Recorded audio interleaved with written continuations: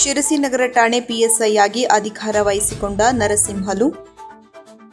ನಗರ ಠಾಣೆ ಪಿಎಸ್ಐ ಆಗಿ ನಾಗಪ್ಪ ಬಿ ವರ್ಗಾವಣೆಗೊಂಡಿರುವ ಹಿನ್ನೆಲೆಯಲ್ಲಿ ಅವರ ಸ್ಥಾನಕ್ಕೆ ಕಾರವಾರ ತಾಲೂಕಿನ ಮಲ್ಲಾಪುರ ಮತ್ತು ಚಿತ್ತಾಪುರ ಪೊಲೀಸ್ ಠಾಣೆಯಲ್ಲಿ ಸೇವೆ ಸಲ್ಲಿಸುತ್ತಿರುವ ನರಸಿಂಹಲು ಶನಿವಾರ ಬೆಳಿಗ್ಗೆ ಅಧಿಕಾರ ವಹಿಸಿಕೊಂಡಿದ್ದಾರೆ.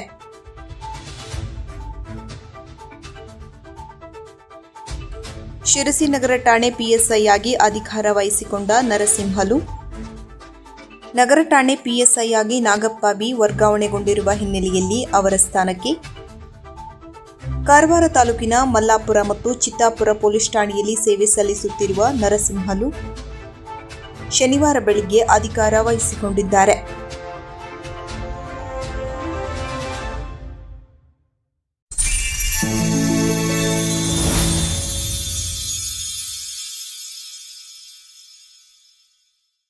ಕದಂಬ ನ್ಯೂಸ್ ಫಸ್ಟ್, ನಿರ್ಭೀತಿಯಿಂದ ನಿಮ್ಮ ಪರವಾಗಿ.